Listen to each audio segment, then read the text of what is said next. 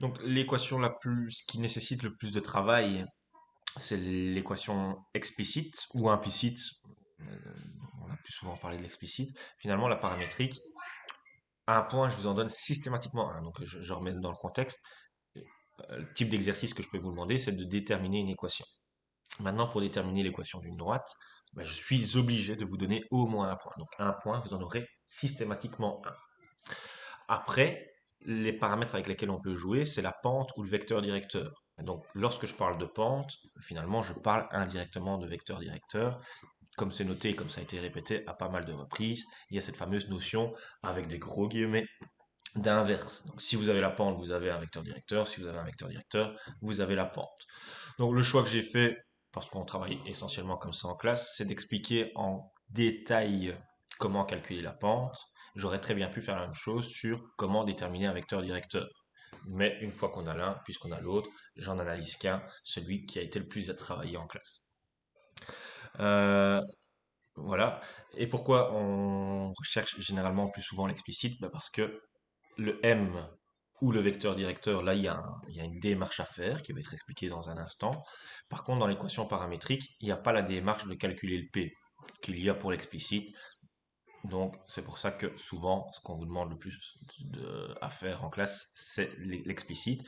Et d'autre part, pourquoi l'explicite a quand même un avantage sur la paramétrique lorsqu'on travaille en classe et qu'on veut comparer, c'est que l'explicite, il n'y a qu'une seule écriture. Donc si vous n'avez pas la même réponse que moi, ça veut dire que vous ou moi avons fait une faute.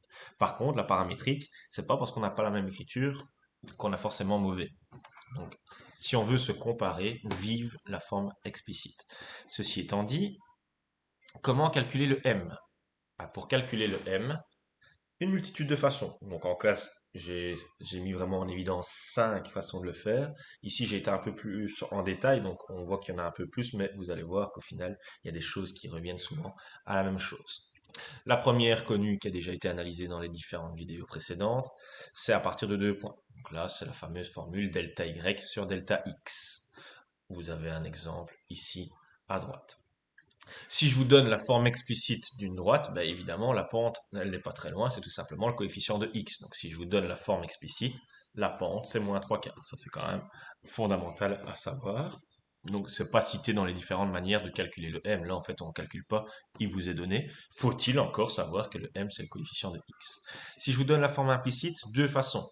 En classe, moi, j'ai toujours travaillé avec la première façon. C'est pas la plus courte, mais c'est parce que j'aime pas étudier des formules inutilement. C'est de se ramener à la forme explicite. Une fois que j'ai la forme explicite, on retombe dans la ligne précédente, je regarde le coefficient de x. Maintenant, il y a un peu plus court, plutôt que de transformer l'écriture, on peut retenir cette formule, moins a sur b, puisque quand j'isole le y, ça veut dire que le ax passe de l'autre côté, entre guillemets, et je divise par b, donc je fais apparaître moins a sur b comme coefficient de x.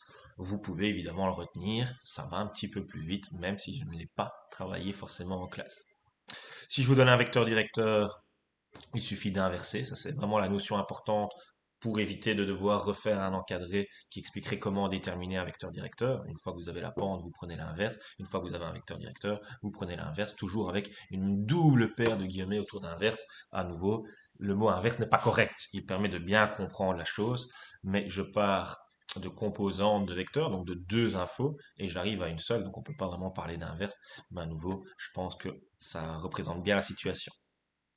Si je vous donne les équations paramétriques, bah, on vient de le dire, les équations paramétriques, qu'est-ce qu'on y retrouve? Un vecteur directeur. Puisqu'il y a un vecteur directeur, je retombe dans la ligne précédente, il suffit de prendre, avec des gros guillemets, l'inverse. Ensuite, méthode peu exploitée, mais qui a été vue et qu'il y aura clairement en contrôle, bah, c'est si je vous donne un angle, pas n'importe lequel, l'angle formé par la droite et l'axe des x. Si je vous donne cet angle, pour calculer la pente, il suffit de calculer la tangente de l'angle. Hormis 3 cas, mais je vous embêterai pas, en tout cas dans ce chapitre-ci avec. Je vous laisserai quoi qu'il arrive la calculatrice si on joue avec ce cas de figure.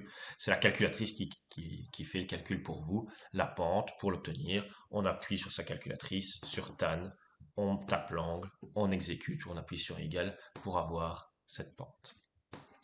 Et enfin, les 2 dernières méthodes, bah, c'est si on se compare à une autre droite et qu'on lui est parallèle. Donc si on est parallèle à une autre droite, bah, je vais calculer la pente de cette autre droite et j'en déduirai la pente de ma droite.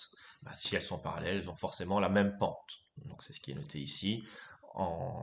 en écriture générale et avec un exemple. Et enfin, si on est perpendiculaire, c'est un peu moins direct, mais une fois qu'on a la pente de l'une, on a la pente de l'autre. Sauf que là, elles sont pas égales, elles sont l'opposé de l'inverse l'une de l'autre. Donc si j'ai la pente de ma droite, par exemple de la droite D', ici -4, ben, j'en déduis que la pente de ma droite D que je cherche, ce sera l'opposé de l'inverse de -4, autrement dit un quart.